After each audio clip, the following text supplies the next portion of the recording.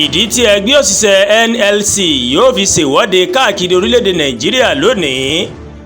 Àpapọ̀ ẹgbẹ́ òṣìṣẹ́ NLC yóò máa yarí wípé àwọn yóò máa ṣèwọ́de káàkiri orílẹ̀-èdè Nàìjíríà ní òní ọjọ́rú Wednesday tí ń ṣe ọjọ́ 17 oṣù kejìlá yìí.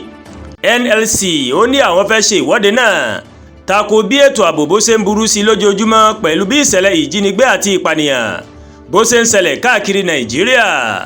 Ẹgbẹ́ náà máa sọ níbi ìpàdé tí wọ́n máa ṣe nílùú Èkó wípé àsìkò ti tó fún ìjọba láti fojú àwọn tó wà nídìí ètò ààbò tó mẹ́hẹ̀ hàn. Wọ́n ní àwọn kò lè máa wò káwọn jàǹdùkú ajínigbé àtàwọn agbésùmọ̀mí kí wọ́n máa ṣọṣẹ́ káàkiri Nàìjíríà láì ṣe nǹkan kan lórí rẹ̀.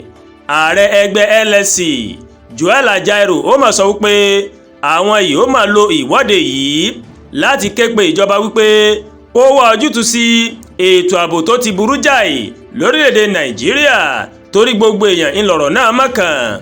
Ajaero ní ìwà ìjínigbé pawó àtàwọn agbébọn tó ń pa àwọn èèyàn káàkiri kì í máa ṣe àṣà Nàìjíríà.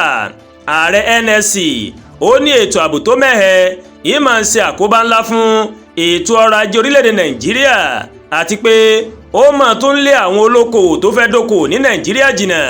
Ó ní nǹkan táwọn fẹ́ fi ìwọ́de náà ṣe òun ni láti jẹ́ kí ìjọba mọ ipa tí ètò ààbò tó mẹ́hẹ ní Nàìjíríà tó mà ní lórí àwọn olókoòwò àtàwọn òṣìṣẹ́ táwọn ajínigbé máa ń jí gbé tí wọ́n sì ń ṣekú pa nígbà míì. Ó ní fún àpẹẹrẹ àwọn jàǹdùkú agbébọn wọ́n pa olùkọ́ kan wọ́n sì jí ọ̀pọ̀ akẹ́kọ̀ọ́ àtàwọn òṣìṣẹ́ míì gbé lọ ní ilé ẹ̀kọ́ níbi ìṣẹ̀lẹ̀ tó wáyé ní ìpínlẹ̀ ti Kebbi. Ìjọba gbọ́dọ̀ mọ̀ pé àwọn ní láti wá ojútùú sí ètò ààbò tó burú sí lójoojúmọ́ lórílẹ̀‐èdè Nàìjíríà. Ajaero ló sọ bẹ́ẹ̀. Ajaero ó mà tó ké pe gbogbo aráàlú láti kó ipa wọn lórí ọ̀nà àti dẹ́kun ìṣẹ̀lẹ̀ ìjínigbé àti ìpànìyàn tó ń ṣe àkóbá fún àwùjọ. Ààrẹ ẹgbẹ́ òṣìṣẹ́ ó wá sọ wípé ọ̀pọ̀ àwọn òṣìṣẹ́ tó ti bọ́ sọ́wọ́ àwọn ajínigbé ó ní kì í sábà lówó ìtúsílẹ̀ tí wọ́n máa ń béèrè fún láti san. Ó nírú àwọn òṣìṣẹ́ bẹ́ẹ̀ wọ́n sábà máa ń ya owó káàkiri ni láti san owó ìtúsílẹ̀ táwọn ajínigbé ń béèrè fún.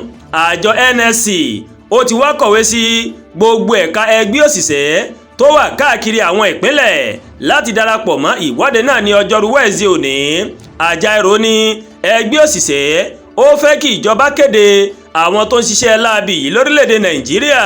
Ó ṣe pàtàkì fún gbogbo òṣìṣẹ́ láti darapọ̀ mọ́ ìwọ́de ọjọ́rú òní àyàfi àwọn tó bá fẹ́ kí ìjọba kó máa fún wa lówó àjẹmọ́nú tí a lè máa fi san owó ìtúsílẹ̀ fáwọn ajínigbé. A ò ní ìbọn a ò sì ní àdá tí a lè fi kọjú ìjà sáwọn ọ̀daràn yìí. Ìwọ́de nìkan ni agbára tí a mà ní láti fi jà tí gbogbo àgbáyé yóò sì máa gbọ́. Ajaero òun ló sọ bẹ́ẹ̀. Àdúràgbà Olúwatóyìn ló ń kàròyìn sí létí o láti kàn ní Ẹ̀yà Yorùbá World TV. Bẹ́ẹ̀ ṣe ń wò wá ẹ máa bá wa like ẹ máa share ẹ máa comment ẹ má tún gbàgbé o láti bá wa subscribe sórí YouTube channel wa kẹ́ wá bá wa tẹ notification bell láti lè máa máa wo ètò alákòójọ̀kan tó bá ti gorí ìkànnì yìí. Ẹ ṣe ń pọ̀ tẹ́ wò wá a kú iṣẹ́ tàná adẹ̀kùmọ̀ra ṣẹ́ tòní àánú Ọlọ́run Ọba yóò fọ̀n nínú ayé mi àti yín o.